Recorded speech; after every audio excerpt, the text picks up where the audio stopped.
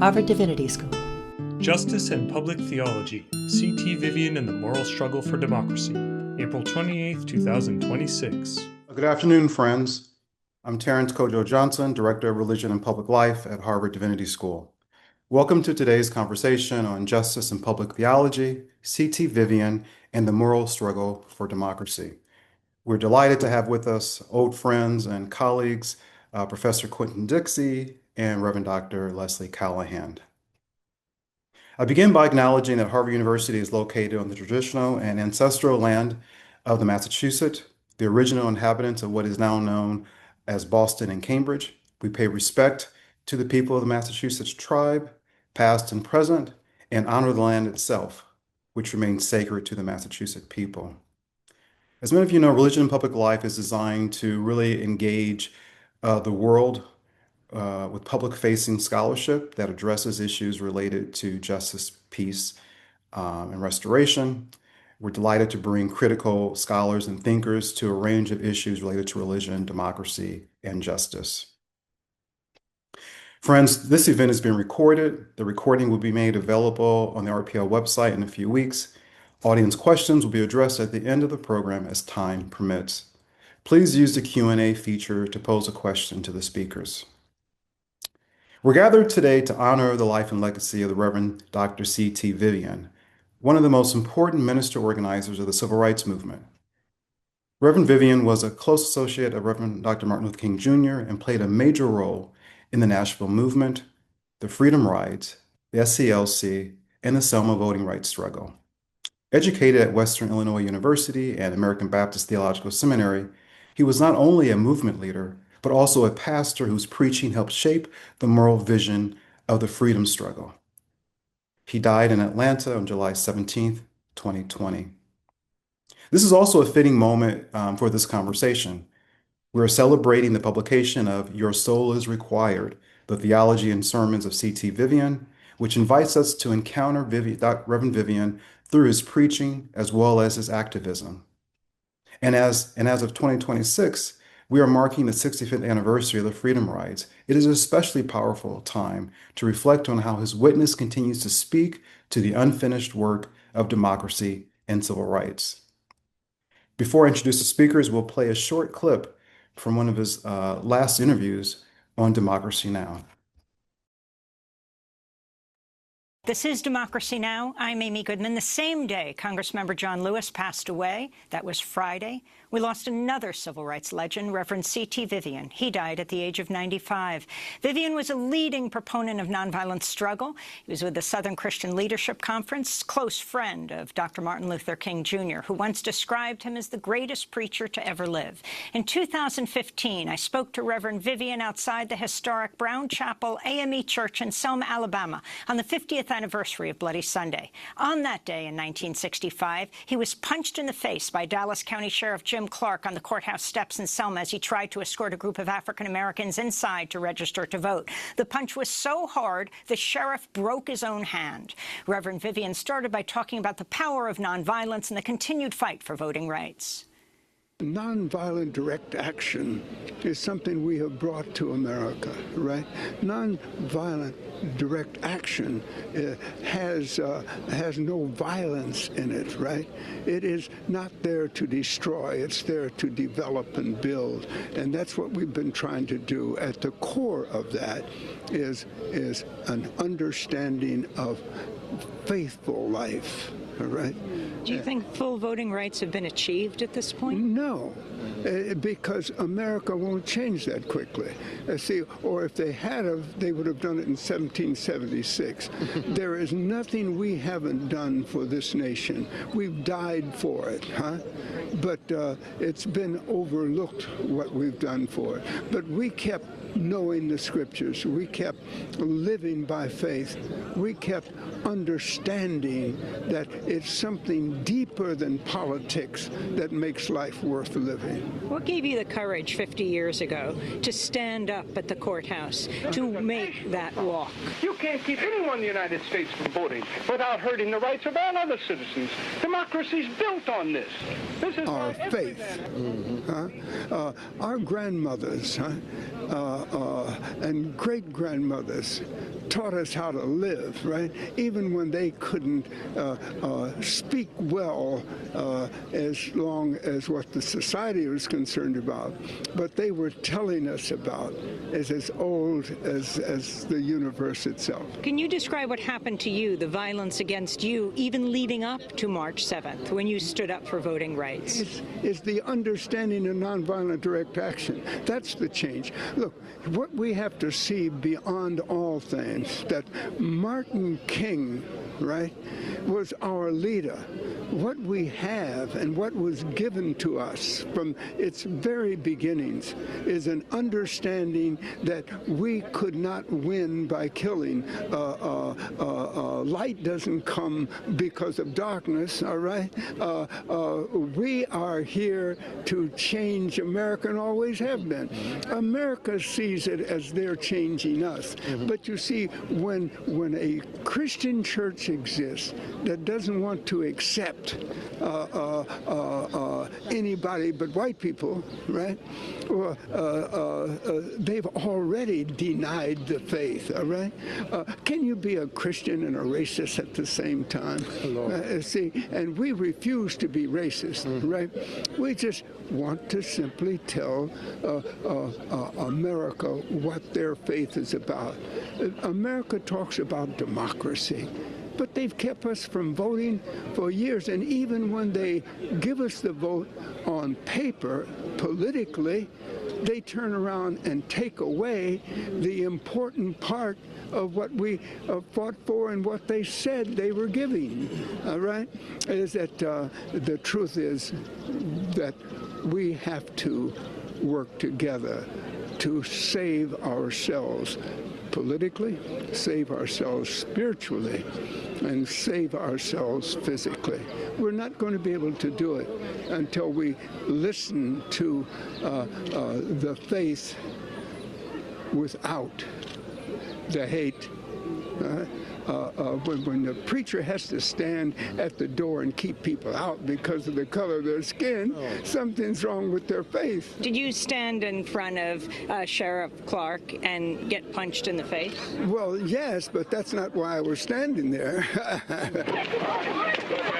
We're willing to be beaten for democracy, and you misuse democracy in the street. The point being is I was standing in front of him because we don't have to fear the opposition, and we are willing to die for the freedom they say they have, all right? And when he attacked you, especially for young people to understand your thoughts at the time, what went through your mind? Is that the problem was him. I wasn't the problem. He was trying to get rid of us so that he could act as though that the problem was us. Problem is never the person that's being beat, all right? It's the person that doesn't have a reason to beat people and beats people, who hates people and have no reason for it, right? We've done nothing. What have we done to America that they should hate us so, right? We haven't done it to America. America's, but you can state 30 or 40 things very quickly about what American democracy, quote unquote, has done to us. And we were just trying to live for the faith, huh? Died in every war, all right? And yet anybody who came here 10 minutes later was accepted. Civil rights legend died on Friday at the age of 95. His funeral. Friends, we're delighted to continue this conversation in honor of what an amazing and incredible preacher, civil rights minister, and leader, C.T. Vivian. I want to introduce Dr. Quinton Dixie. I've known Dr. Quinton Dixie for a very long time. He's an extraordinary scholar, teacher, and mentor. He's a professor at Duke University,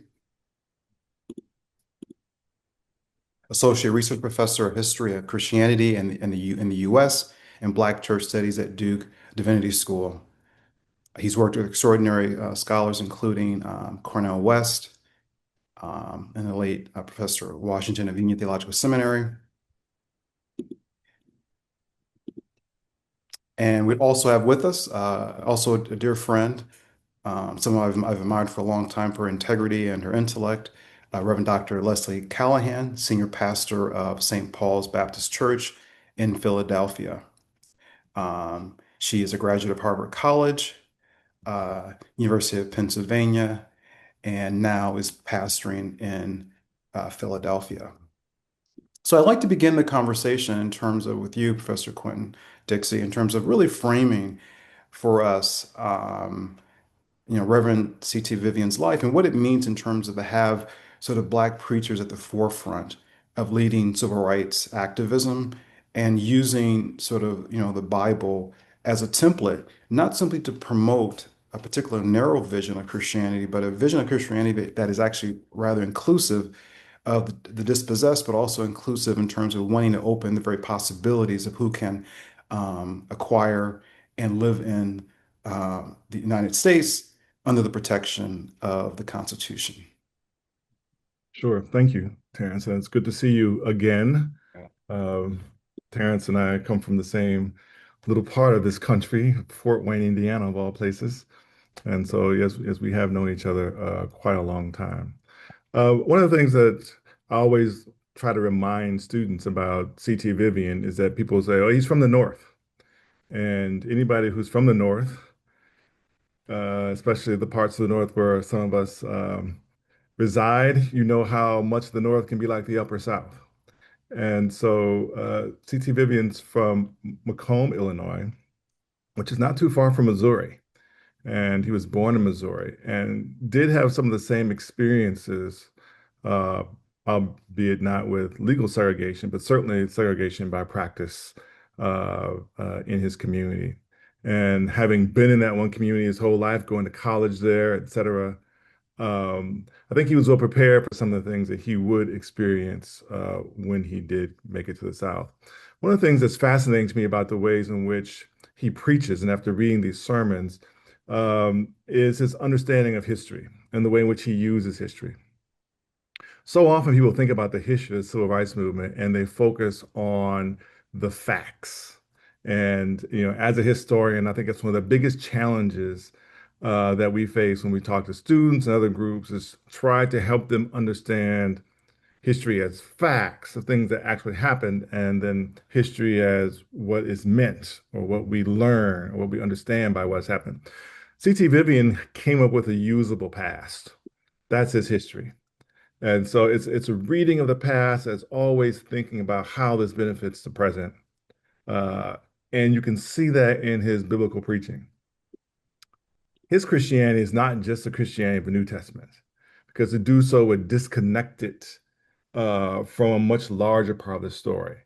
And more importantly, what he does is have a vision of Christianity that emphasizes God, right? I think a couple of points in the book, he says, hey, Black people did not come here without God. They might not know Jesus, but they knew God.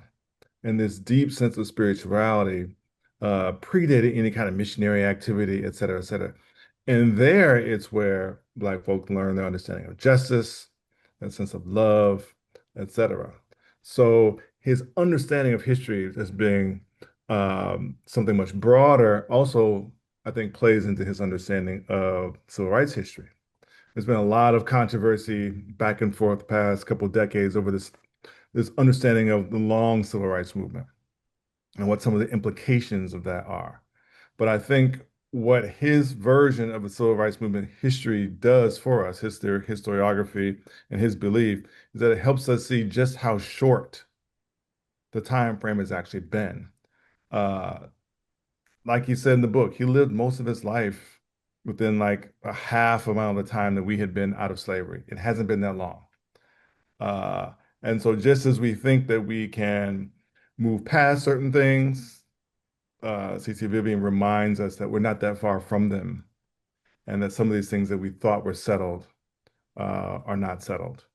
So I think those are some of the things as a minister I admire about him. As a prophetic preacher, I think it's important that his propheticism is always rooted in community, right? I was talking to a pastor recently, well, Howard John Wesley, and he talked about the experience he had uh, post Charlie Kirk. And people may or may not have heard about what happened. But the point he tried to make, I wasn't speaking to America, I was speaking to my church who needed some answers. And you get that same sense from T.T. Vivian's preaching. It's always rooted in a sense of community. His propheticism comes out of trying to minister to the needs of particular people. And I think that's something that is important. So, Professor Dixie, this is, I think, really powerful what you're saying. So, you've written obviously several books, including The Courage of Hope with Cornel West and This Far by Faith with Juan Williams and Visions of a Better World. I'm curious in terms of, as a historian, right, what does it mean to this idea that you're preaching to your church? In other words, as you were talking, I was thinking of Toni Morrison who talked this idea that, as intellectuals, as writers, we shouldn't be in the business of translating what happens within the Du Boisian veil, as it were, right? In terms of what happens in the world of Black life. So, what does it mean for a historian to think about this idea that the minister is saying, "I'm preaching to my church. I'm preaching to my particular audience." How do you begin to make sense of that in terms of, what does that mean as a archivist? What does it mean in terms of people who are trying to understand sort of what's happening in these Black church settings and how then the world might hear them? Because sometimes there's a tension, right? Can you explain how you look at that as a historian? I think as someone who does archival research, this is the kind of stuff you're looking for because as historians, we're always trying to understand, and we recognize that texts often leave out some of the stuff that happens in the local situation. But if it's in the local situation, perhaps a pastor is more willing to be free and therefore give us a better assessment of his people's yearnings, strivings, etc. Um, Whereas if someone was in a different setting, perhaps saying some of the same types of things, one might be more guarded, more filtered. And so I remember when Spike Lee first came out, he called his films Black audience films, right? There's certain things you don't have to explain if you're a part of a people who've had certain kinds of experiences. And so that gives, I think, the speaker, the preacher, an opportunity to address those deep concerns, those deep yearnings, as I was saying, that we might not fully be a part of, but can understand as he or she stands as a representative on behalf of their people. No, thank you. And Reverend Dr. Callahan, I'd love to get your perspective in terms of framing CT Vivian for us, because as someone like Vivian, who's a minister, you're well read, and you preach in front of large audiences. You talk a lot about civil rights, about womanist thought, et cetera, and politics. How do you frame him? And also, why is that tradition so important, especially at this moment? I want to say thank you for having me on and inviting me to be in conversation with Quinton, whom I've known since he was a doctoral student and I was an MDiv student at Union Theological Seminary. We both shared Dr. James Washington as a professor and mentor, and so it's really wonderful to be on with him and, of course, with you as well. I think I appreciate the work and the life and the ministry of C.T. Vivian and the tradition that he represents, of which I see myself a part, which does not divide humanity up into parts, but recognizes the concerns that people have for their well being in material ways as moral and spiritual concerns as well.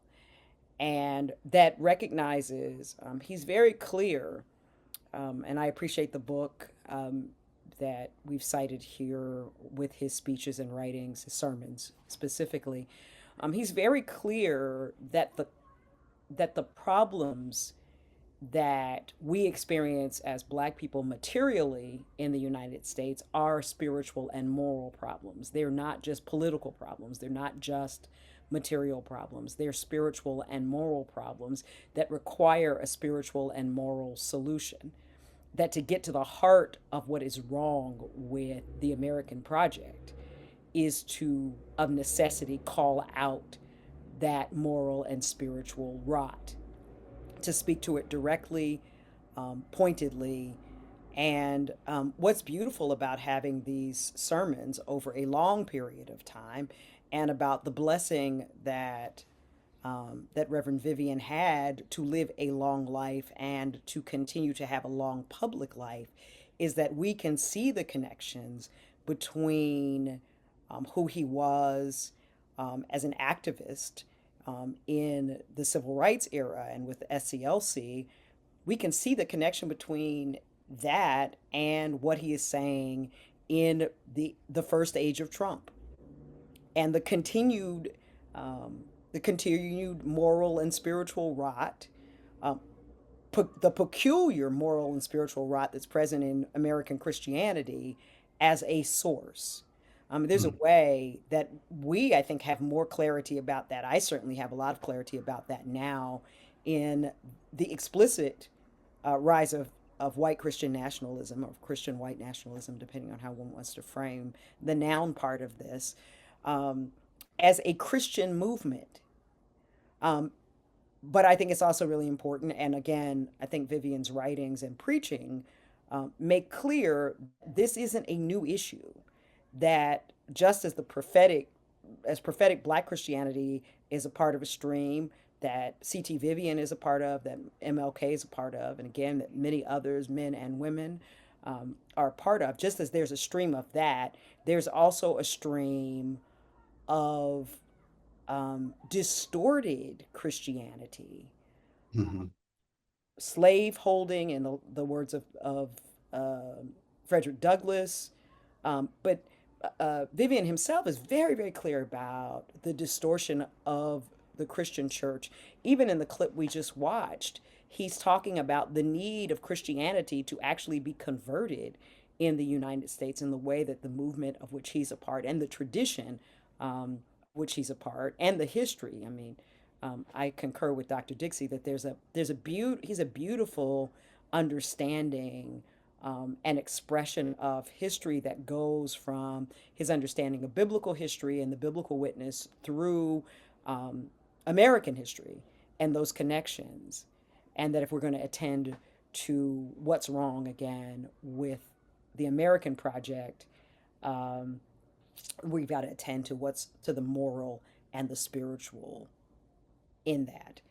I think I certainly, as I said, I've seen myself in that tradition. I think that the best of Black Christianity, um, even the more pietistic forms Mm. that are not so obviously speaking to the political moment, the consistency in Black faith about the humanity of Black people, about our relationship to a God who loves us. Um, it is a counter narrative to the ones that are present in secular life, and even in the wide stream, the widest streams of white Christian, both Protestant and Catholic, white Christianity in the United States. And so I love the way he speaks directly to that. No, thank you, Dr. Callahan. I'm curious, can you say more in terms of, how might young people now, we have a growing number of religious nuns, as you will know, who are in Black communities, who are, influenced by Afro-pessimism, this idea that, why are we wasting our time in a democracy that clearly disdains anything that is Black and or disdaining Blackness?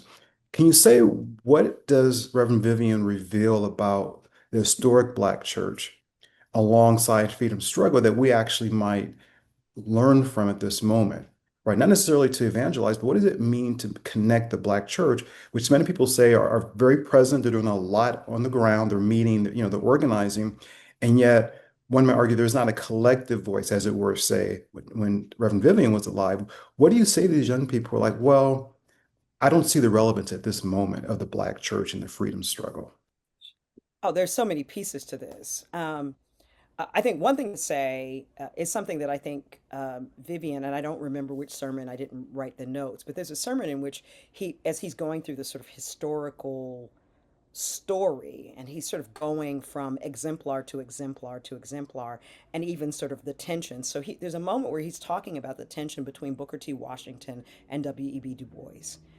And in that sermon, he talks about the way that the NAACP is forming as Booker T. Washington is dying, the way that W.E.B. Du Bois dies on the day of the March on Washington. He's sort of drawing this linear connection. But the thing he says that I think is really useful is that rather than sort of emphasizing, as some would do, and many have done, the tensions between Booker T. Washington and W.E.B. Du Bois, he actually talks about the necessity of surviving and the ways that Booker T. Washington makes it possible for people to survive both while they are in the South and even during the Great Migration when they come north with skills that they've gained as a part of the kind of practical orientation that Booker T. Washington offers. Where this connects to your question is, it seems to me that whatever we think about the project of democracy and its likelihood of creating or bringing about meaningful change, I think there is a way that we could frame the work of the Black church, one, as a work of survival. Like, it's lovely to have all these thoughts about what might be derived in the revolution or might be derived from the revolution, but you can't revolt if you're not alive. And the ways, even as I said a moment ago, even the less explicitly political and more, again, I don't necessarily like this as a binary, but if you'll allow it for a second, even the more sort of pietistic aspects of Black Christianity really attend in very practical ways to the need for people to survive. And often the more pietistic forms are actually more embedded in the communities where survival is as least likely. And they make that survival possible and offer a vision of what survival might look like that is less fraught. I think that matters. I think that there are other aspects where the church can speak more to the critical concerns that especially young folks have always lifted, right? Like, how do we talk about the civil rights era without talking about the tensions between SCLC and SNCC? Right? There are often these tensions between folks who are regarded as more establishment and often connected to the church, and people who have what they regard as more radical visions of what's possible and more impatience around how long it will take. I think what the church can still speak to is I do think that there's a radical strand.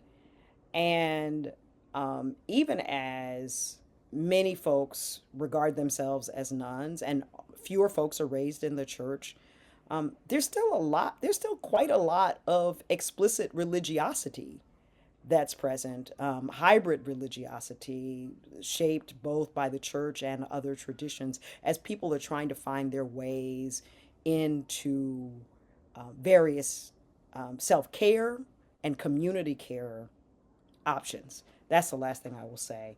I think Dr. Dixie talked about Vivian's connection to community.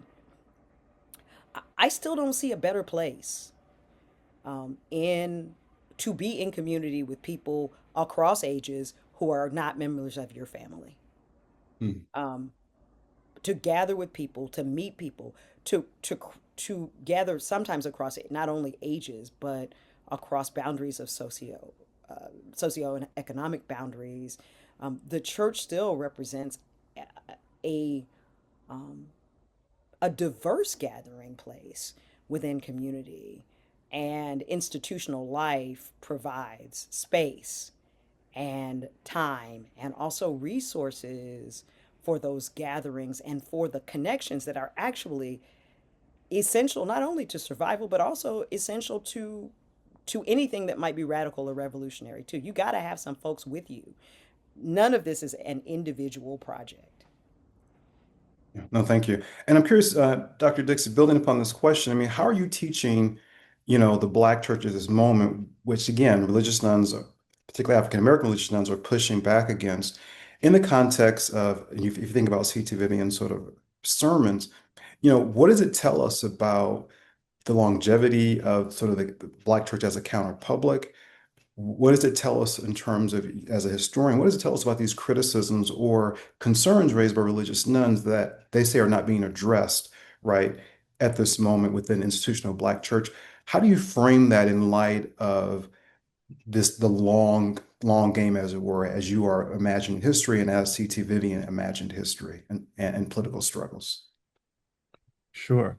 So one of the things that I hear young people, even some students in divinity school, talk about is what they see as the anti-democratic impulse in churches. Uh, and so there was a period when Black churches were certainly practices or practice sessions for democracy. And so churches regularly had church meetings where churches would vote on things. The kids learned Robert Rules of Order in Sunday school. And so there was a whole democratic ethos that was a part of the church itself. And the young people point out that they don't feel like they have a voice. And part of that is because our institutions, our Black churches themselves, seem to be less democratic in some ways than they have been in the past. So reminding people or using history to remind people of in the not so far away past, we've had practices that are there for us to recover that can first help focus Black churches in trying to be those things that communities need in a way that can address these young people who are nuns. The other thing is that I think about, growing up myself in the 80s, being in college and being introduced early on to groups like the Nation of Islam, the Shrine of Black Madonna. And I thought to myself, you know, that coming from Indiana, I didn't really know anybody who's Nation of Islam, but it seemed as if Farrakhan was everywhere. And what I learned early on is that an organization's influence can be much bigger than their numerical strength. And so, as the Black church changes, as commitment to the institution changes, it does not necessarily mean that its influence necessarily has to shrink. And so, I think that starts, of course, with pastors and leaders recognizing the importance of staking out a public voice, in the public sphere. And so impressing upon them those things. Well, how does that happen? Well, I think this particular historical moment is kind of forcing some people who may have normally sat on the sidelines to engage. I think Dr. Vivian talks about how even when it doesn't seem as if the institutions are working, God is at work. And so I would think that he would say, even in this moment of Trumpism, I think God's hand is at work, even in pulling Black churches together. You talked about the need for a collective voice. Uh, and I was thinking collective never meant unified. And that's okay too, but at least gives us something or some starting point to rally around. And so this kind of new anti-democratic moment has really given opportunity to churches again to find something to rally around and to find their voice. I'm curious, Professor Dixie. I know you started, a biography on Jesse Jackson. You've studied Black preachers for a very long time.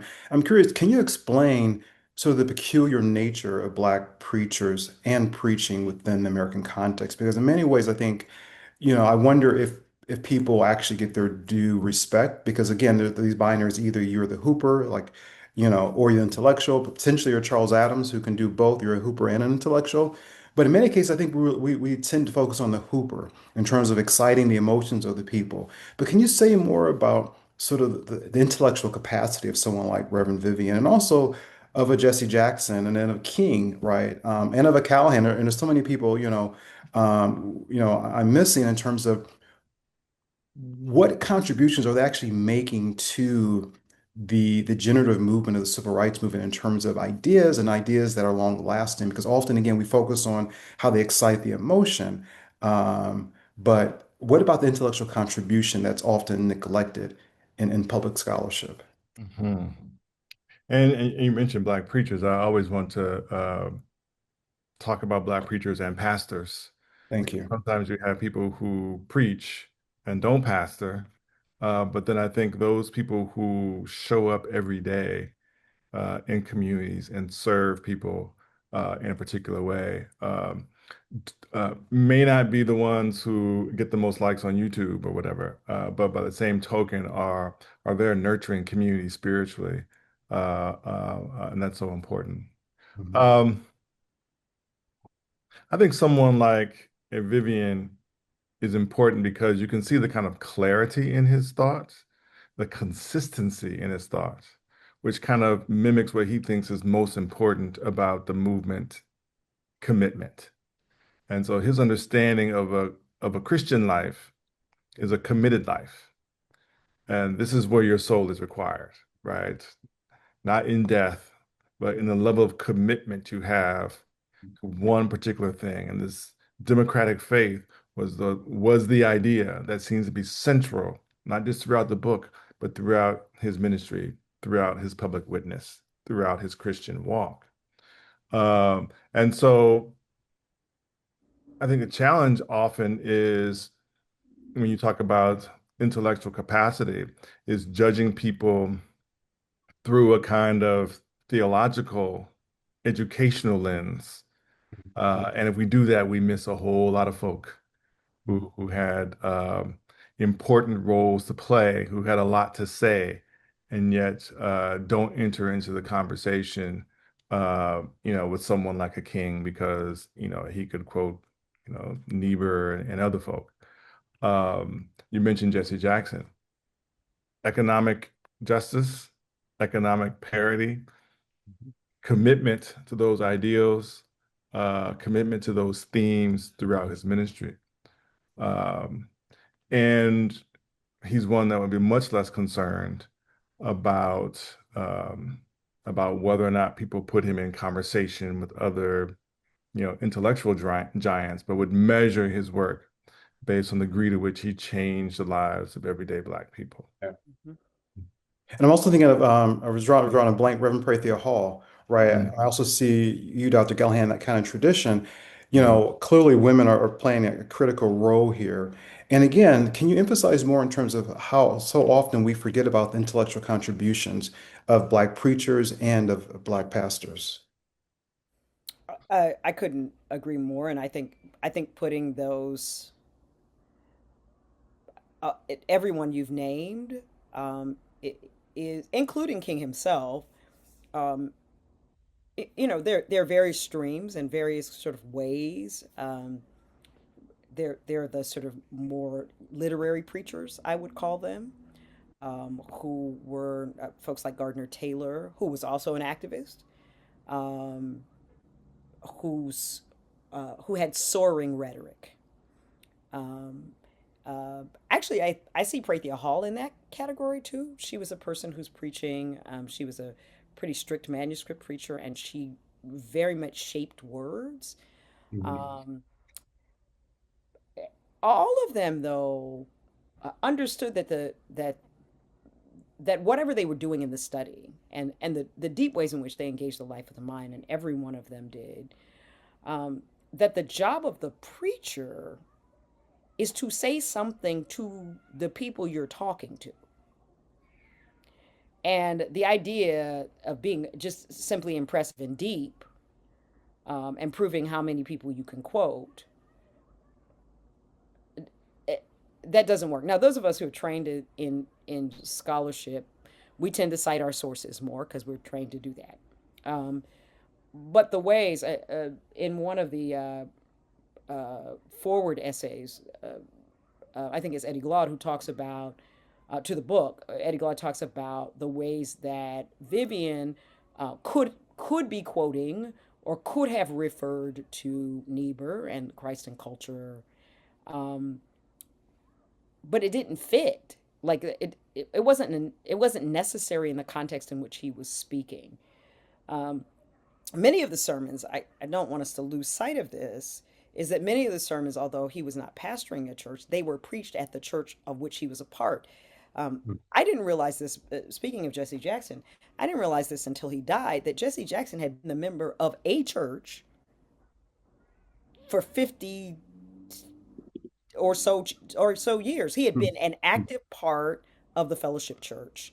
Mhm. Um, an active I found a sermon of his on a random Easter Sunday at fellowship, in much in the way that most of the sermons or many of the sermons in the text are from Providence Baptist Church. Like what it means, even as an associate pastor, as an associate minister, to have planted your roots in a place and to have lived through the transitions in that place and to have been part of a community in that place.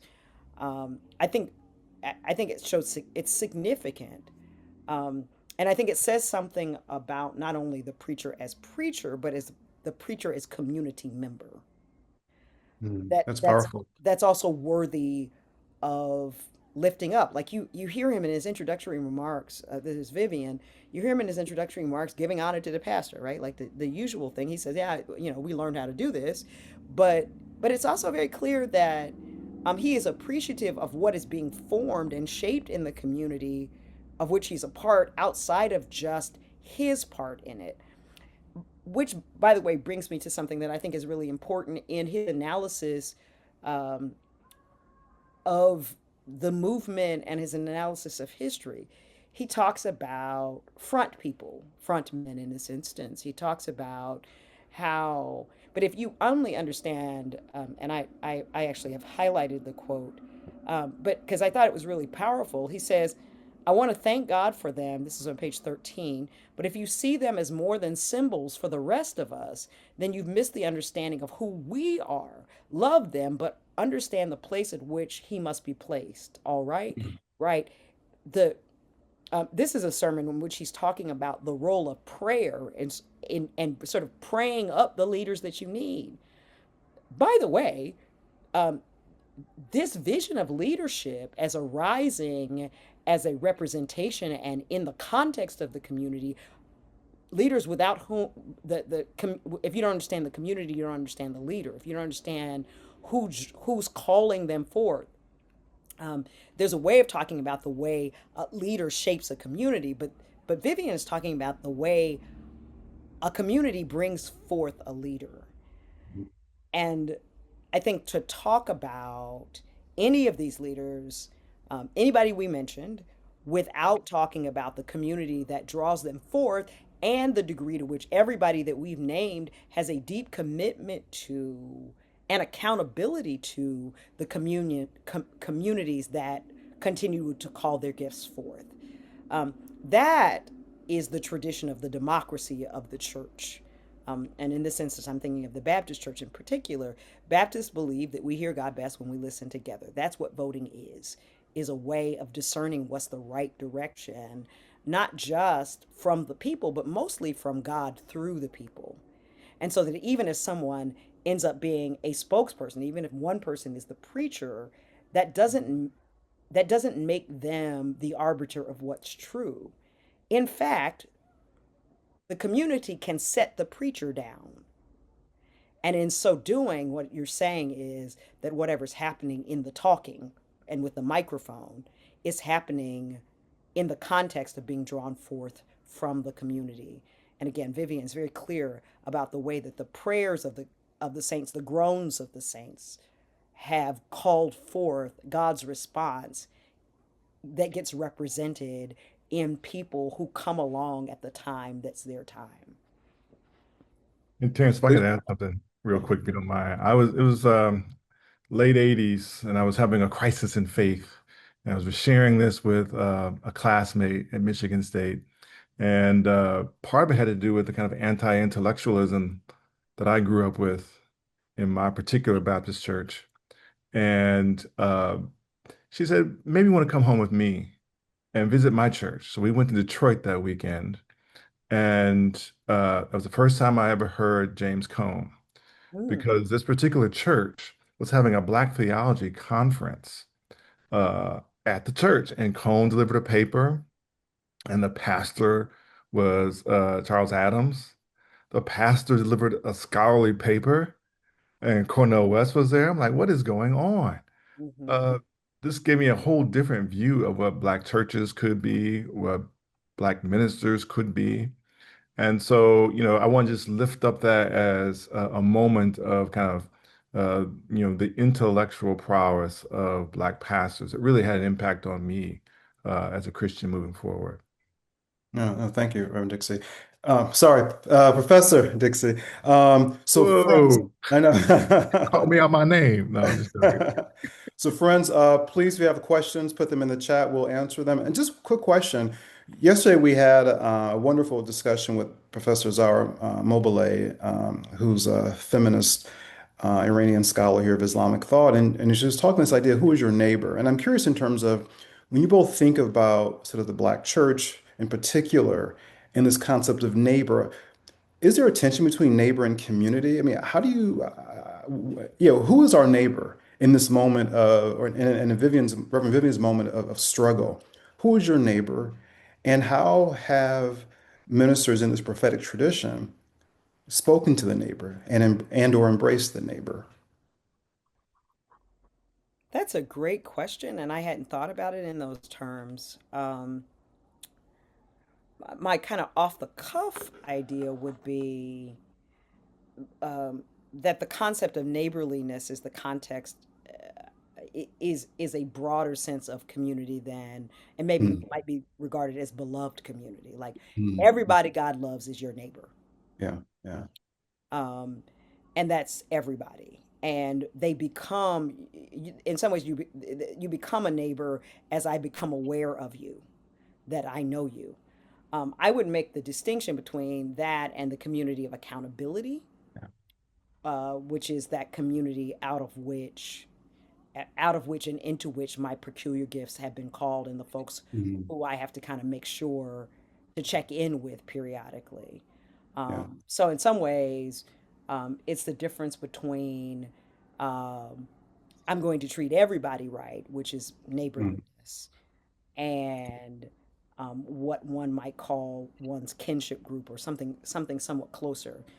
I don't think, to be to be frank, I don't think we have the same level of accountability to everybody, mm, to have them sort of shape our attitudes. I okay. do think we have responsibility to everybody to do to not do things that are harmful, and more proactively to do things that are helpful and that lead to well-being broadly. That's the Great. distinction. But I think it's a great question. It's something I'll think about some more. I No, think, thank you. yeah, it is a great question. And just wanted to add, Terrence, that sometimes the ways in which we imagine community creates more boundary. Uh, Mm, and so I think that's the real challenge there. And because of that, there are certain kinds of political issues that perhaps folks don't engage in because they don't see that as part of community. yeah. I don't feel accountable for this particular issue or to those particular people. And so neighborliness is an important way of hopefully allowing people to think beyond whatever boundaries we've created by the ways in which we define community. Oh, thank you. Well, friends, we're honored to have one of Reverend Dr. Vivian's family members, his grandson, Coleman Vivian. He's currently board chair of the C.T. Vivian Foundation and a current student at Harvard Kennedy School. We'd love to have him make a comment. And Reem, I'm not sure if we can turn on his camera, but please, Coleman, welcome and say a few words to us. We're honored to have you here if you're still on the Zoom. Can we turn on his camera, Reem? Is he still here?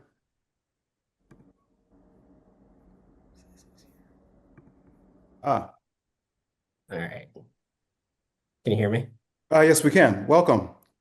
Thank you. Thank you. We appreciate the opportunity. I'm not the only family member on board. My dad, one of CT's sons, and my aunt, one of CT's daughters, is on board, as well as my mom, who is the executive director of the CT Vivian Foundation, are also on board. So we absolutely appreciate the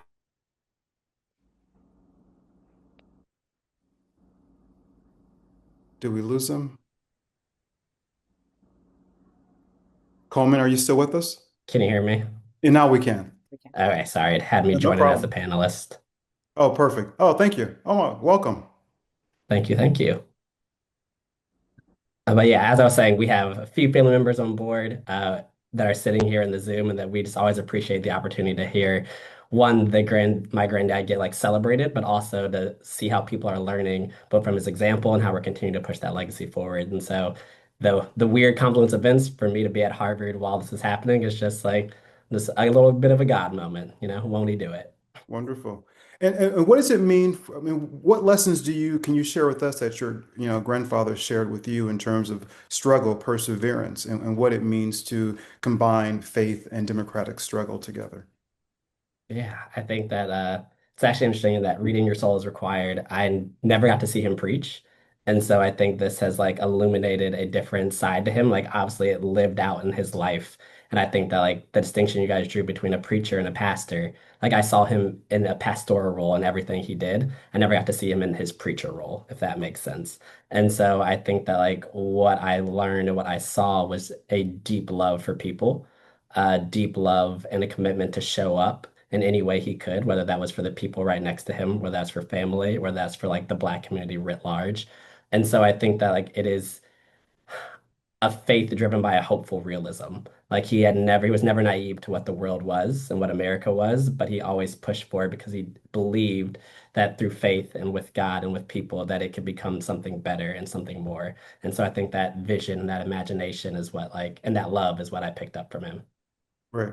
Well, thank you, Coleman, for joining us. We're honored to talk about your grandfather and just grateful for his legacy. So thank you so much. And congrats Thank you on guys. being at Harvard. Appreciate you.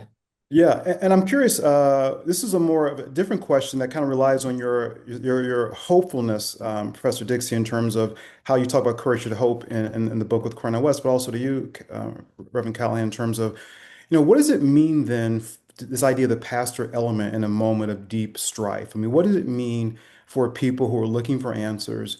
And this idea of Coleman mentioned of his grandfather loving people as a pastor. And again, pastors, as we all know, particularly in Black context, you all are 20 different things at once, right? And it's a huge, huge responsibility. And yet, what I hear often is this idea folk want some connection in terms of sort of that pastoral care, which is often so difficult because you're also doing prophetic work, you're also doing demonstrations, sometimes you're writing as well. What does that mean that Coleman remembers his dad, who's this, again, incredible mastermind in the civil rights movement, in this pastoral element? What does that say about what people are looking for, along with sort of that democratic sort of hope and inspiration? There's also this other element. I mean, what is that, and how do we attend to that in ways that don't outweigh the need for struggle, but also recognize that deep need that humans need, and especially Black folk, given our tragic nature in the US? What does that mean to want that other element, the pastoral element? Uh, if I could start, I mean, I think it goes back to what I regard as one of the most powerful aspects of Vivian's sermons and writings, which is that he doesn't divide people up. What it means to care for people is to take seriously the breadth of their humanity. And I think that's pastoral. All of it's pastoral work and care. Um, on any given week, in any given week, the members of the St. Paul's congregation, where I am the pastor, are uh, dealing with the onslaught of what the political life in the United States right now is like and its implications for the world. And they feel the stress of that. Um, that's also material stress as people lose jobs, as people see cutbacks, or as their family members lose jobs. Anybody who's working for the federal government a year or so ago was really feeling a deep sense of strain. Um, it, all of that coheres in the life of an individual at the same time that people's regular life, sickness, disease, death, birth, marriage, divorce, all the sort of major life elements are at play at the same time. I think it's harder. I mean, there's no one person or set of persons nobody can fix it. But the caring for one another, again, there's this word again, this caring for one another in community means addressing both sort of theoretically with words, but also practically. Um, Mhm. uh, I heard an interview with Jesse Jackson that aired right after his death, where he's talking about that it was following Jesus that sort of got him into all of these places. Um, you have to be able to, if you actually care about people, you care about their material circumstances. King Mhm. famously said at some point, it's good. Speaking of neighborliness, he's talking about the Jericho Road. Okay, so on the one hand, yes, you want to bind up the wounds of the person who's been harmed on the Jericho Road, but eventually you got to figure out why that road is so dangerous. Mhm. Yeah. You got to figure out why the road is so dangerous. And both some pastors focus on more on one side because we're all different too. Mhm. We all have our own proclivities too, and special talents too. Some people focus more in one area or the other, but all of it emerges, from my perspective, from a sense of caring Yeah. for what's going on with the people that we serve and the people with whom we are a part.